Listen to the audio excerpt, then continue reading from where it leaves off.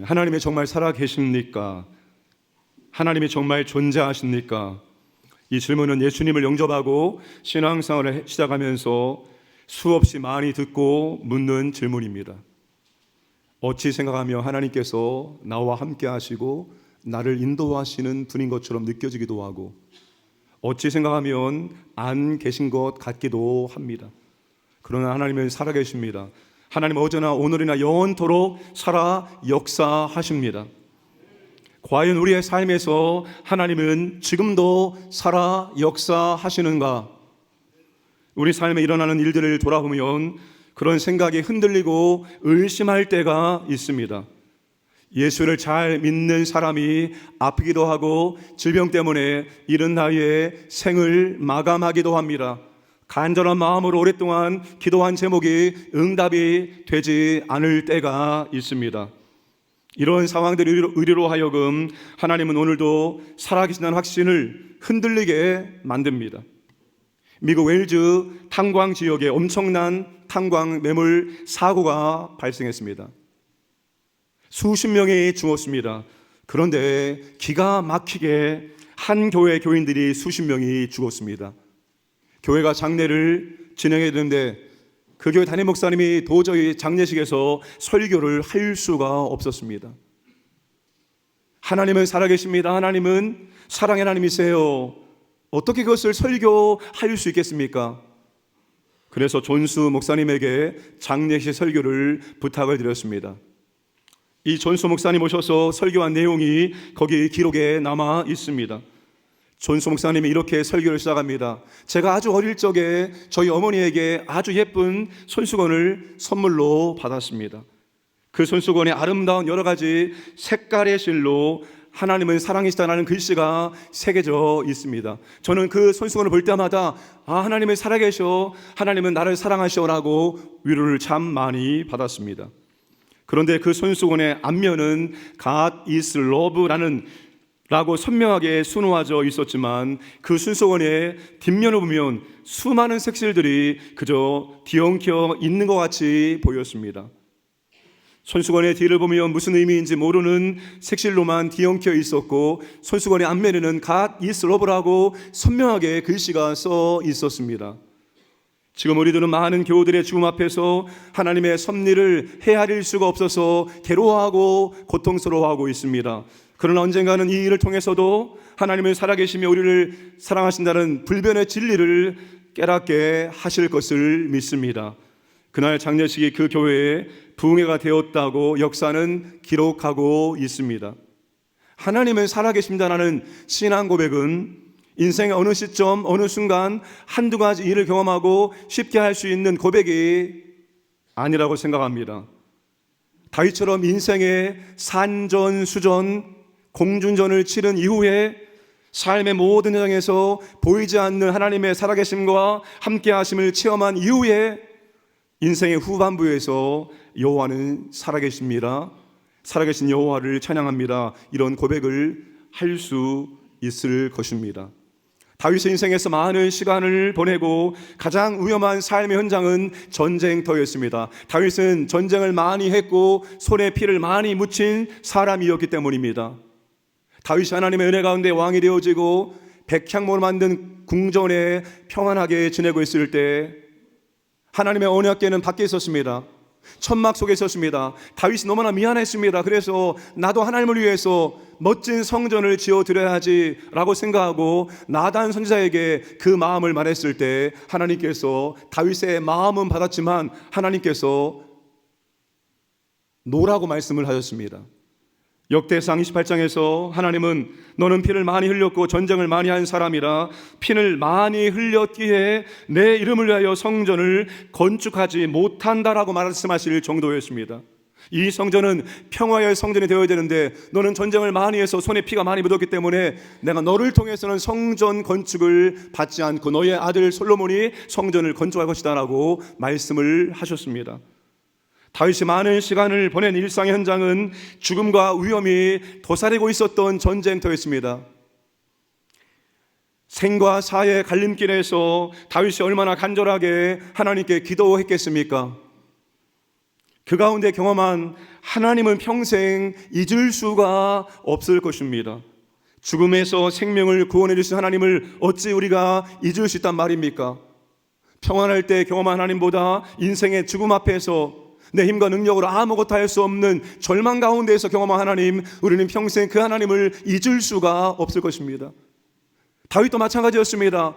생과 사의 기로에서 전쟁터에서 그는 하나님을 참 많이 경험했습니다. 그래서 오늘 18편에서 다윗이 가장 많은 부분을 기록한 것이 전쟁에서 하나님이 자신을 어떻게 도우셨는가입니다. 다윗은 전쟁 중에 살아계신 하나님을 어떻게 경험하고 만났을까요? 첫 번째, 살아계신 하나님은 다윗이 전쟁할 수 있도록 무장시켜 주시고 필요한 것을 공급해 주셨습니다. 우리 32절에서 34절까지 함께 읽겠습니다. 이 하나님이 힘으로 내게 띠우시며 내 길을 완전하게 하시며 나의 발을 암사슴 발갛게 하시며 나를 나의 높은 곳에 세우시며 내 손을 가르쳐 싸우게 하시니 내 팔이 놋화를 당기도다. 하나님이 다윗을 가장 첫 번째 무엇을 무장시켜 줬냐면 싸울 수 있는 담대함과 용기와 자신감으로 다윗의 마음을 무장시켜 주셨습니다. 여러분, 용사에게, 전쟁터에 나간 용사에게 가장 중요한 것이 마음입니다. 마음, 사기. 떨지 않고 두려워하지 않고 담대한 마음, 자신감, 이게 가장 중요합니다. 하나님께서 다윗에게 싸울 수 있도록 자신감을, 이렇게 담대함을, 용기를 마음에 불어넣어 주셨다는 것입니다.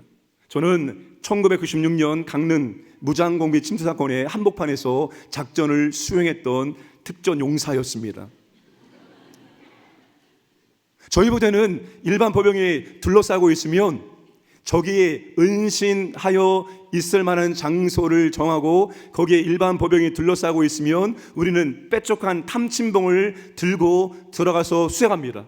왜? 그들이 땅을 파고 숨어 있으니까 탐침봉으로 찔러가면서 수행한 겁니다. 근데 여러분, 그 적진 한가운데 들어가는데 얼마나 가슴이 졸이는지 모릅니다. 언제 어디서 나와서 총을 쏘을까, 뒤에서 나올까, 앞에서 나올까, 정말로 긴장하면서 한 발짝 한 발짝 들어가는데 정말로 마음이 심장이 콩알만해지는 것을 느꼈습니다. 용사에게 가장 중요한 것은 담대한 마음이죠. 자신감이죠. 용기죠. 하나님께서 다윗의 마음에 떨지 않고 두려워하지 않는 마음을 심어 주시는 것입니다. 하나님은 다윗의 발을 암사슴의 발처럼 빠르게 하셨습니다. 민첩하게 행동할 수 있도록 하나님께서 은혜를 베풀어 주시는 것입니다. 고대의 전쟁은 무기보다도 몸 자체가 하나의 무기와 같습니다. 아주 날렵한 몸을 하나님께서 다윗에게 주신 것입니다.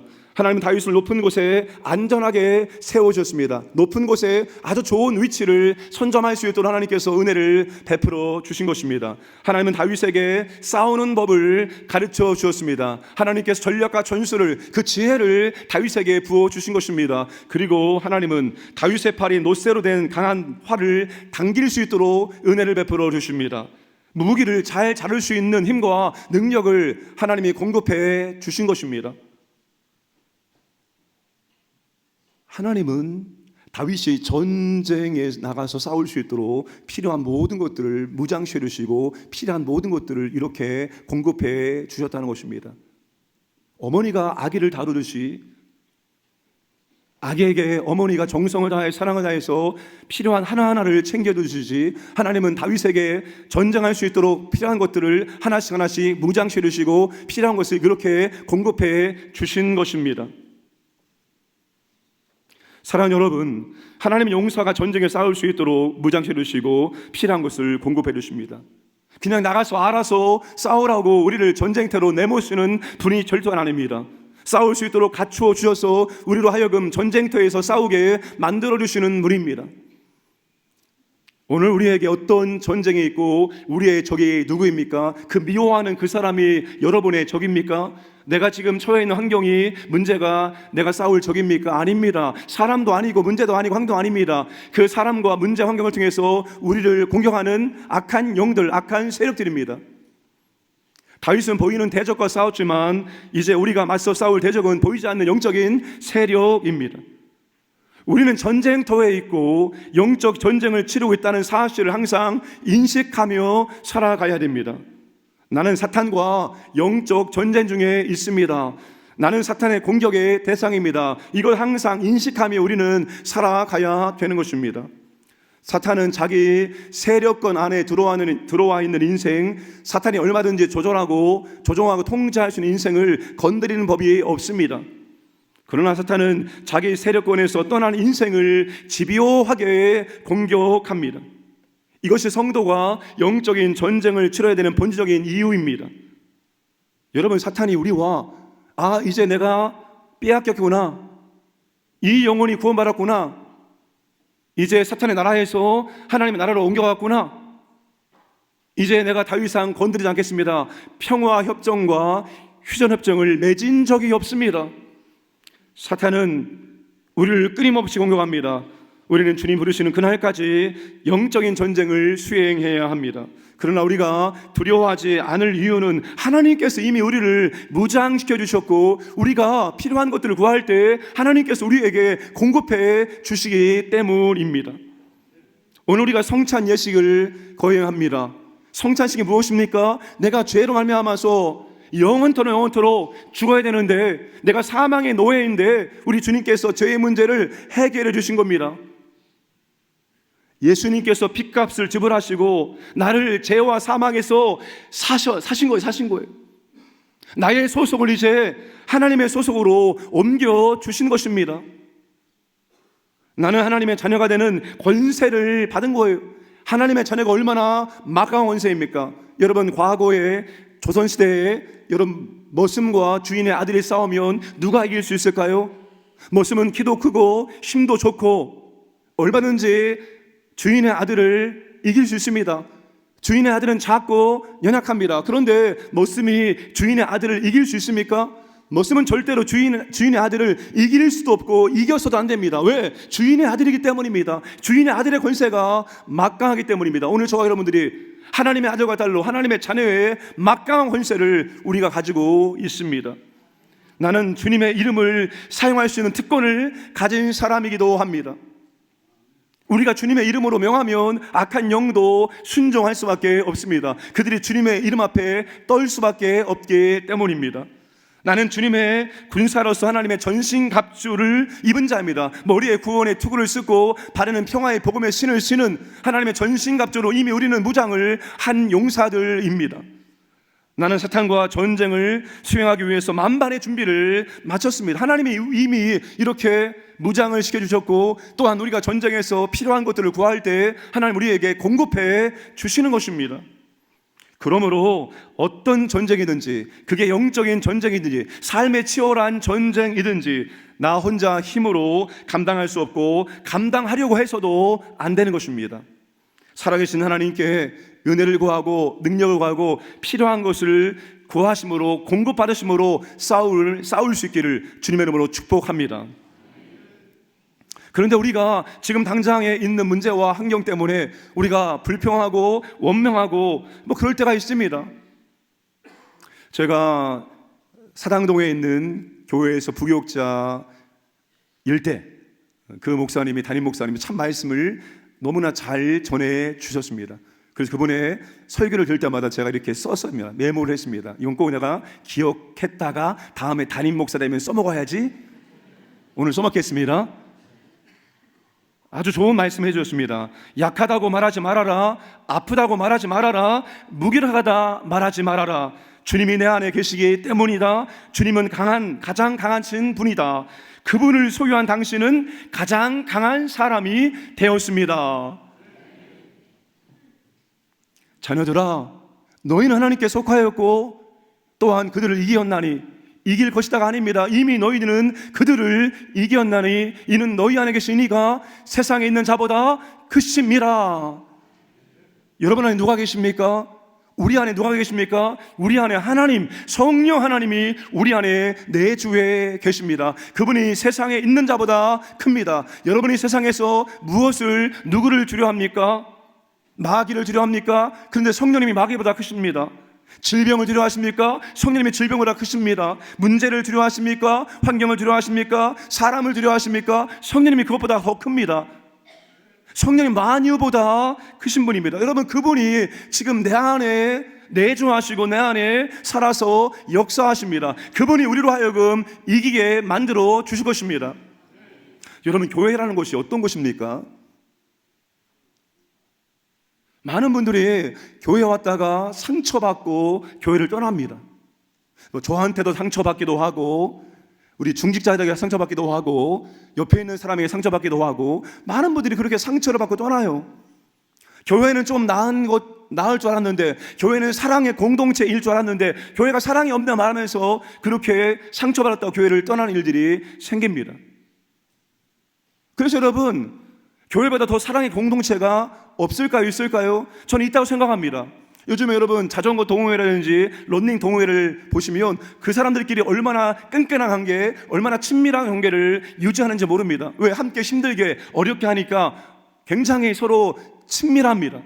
그들이 우리보다 더 친밀하고 더 사랑이 있을 수 있습니다. 그런데 여러분, 중요한 것은 그들 가운데는 성령 하나님이, 삼위 하나님이 임재하시고 역사하지 않는다는 것입니다. 그런데 교회는 우리가 볼 때 연약하고 부족하고 때로는 상처를 주고받기도 하고 참 실망스러운 일들이 있는데, 그 가운데 하나님이 임재하시고 역사하신다는 겁니다. 여러분, 신약 성경 가운데 가장 문제투성이 교회가 어떤 교회입니까? 고린도 교회입니다. 얼마나 문제가 많은지 몰라요. 그런데 여러분 고린도 교회에 그렇게 문제가 많은 사람들이 모여 있었지만, 안 믿는 사람들이 고린도 교회에 예배 드리고 있는 모습을 보면서 이렇게 고백합니다. 여기 하나님이 계시네. 여기 하나님이 계시네. 여러분, 안 믿는 사람이 그렇게 고백하는 거예요. 여러분, 우리가 부족하고 우리가 연약하지만, 여러분, 하나님은 우리 안에 내주하시기 때문에 우리 가운데 임재하시고 역사하시고 하나님이 우리와 함께 하심을 드러내 보여주시는 분입니다. 여러분, 성령님이 우리 안에 내주하시는데 우리 안에 꽁꽁 숨어서 마치 없는 것처럼 하시는 것이 아닙니다. 성령님은 내가 너 안에 있다, 내가 너를 돕는다, 보혜사로 왔다, 내가 너를 돕기를 원한다 라고 해서 우리 가운데 내주하시면서 우리 가운데 자신을 드러내 보여주시기를 원하시는 분입니다. 그러므로 사랑하는 여러분, 우리가 내주하시는 성령님께 은혜를 구하세요. 내 힘으로 한번 해보려고, 내 능력을 해보려고 하지 마시고, 내 능력을 해보려고 했더니 안 되네요. 안 됩니다. 성령님 도와주세요. 성령님의 은혜와 능력이 제게 필요합니다. 저를 제발 도와주세요. 저를 성령님께서 도구로 사용하셔서 내 안에 성령님이 있음을 좀 드러내 보여주시기 원합니다라고 우리는 성령님을 의지해야 됩니다.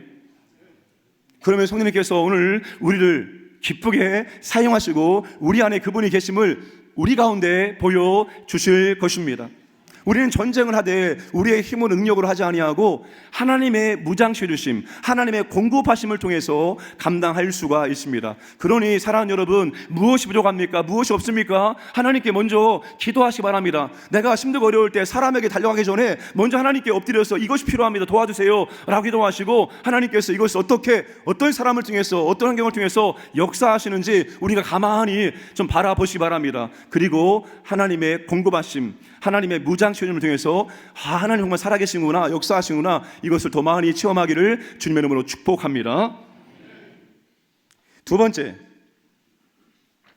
살아계신 하나님은 다윗이 전쟁에서 승리하기까지 싸워 주셨습니다. 35절, 39절, 42절 말씀을 함께 읽겠습니다. 또 주께서 주의 구원하는 방패를 내게 해주시며 주의 오른손이 나를 붙들고 주의 온유함이 나를 크게 하셨나이다. 주께서 나를 전쟁하게 하려고 능력으로 내게 띠띠우사 일어나 나를 치는 자들이 내게 굴복하게 하셨나이다. 내가 그들을 바람 앞에 티끌같이 부서뜨리고 거리에 진흙같이 쏟아 버렸나이다.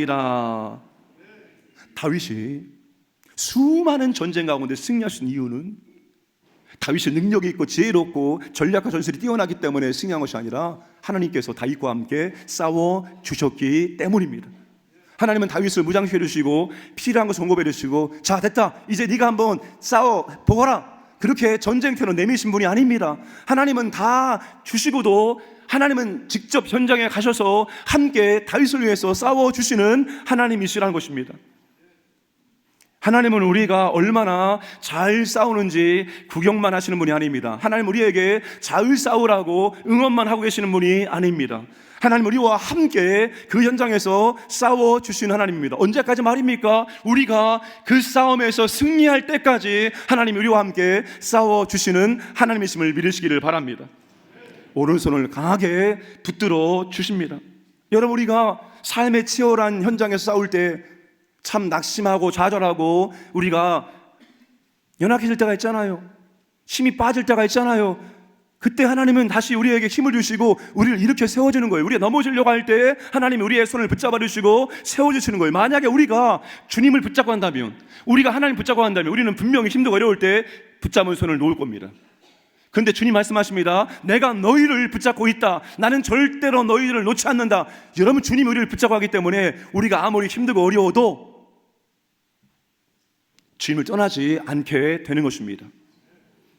하나님은 다윗에게 방패가 필요할 때 다윗의 방패가 되어 주십니다. 여러분, 우리가 아무리 철저하게 문고리를 걸어 잠고 나를 보호하기 위해서 철저하게 방패를 친다 할지라도 여러분, 못 막습니다.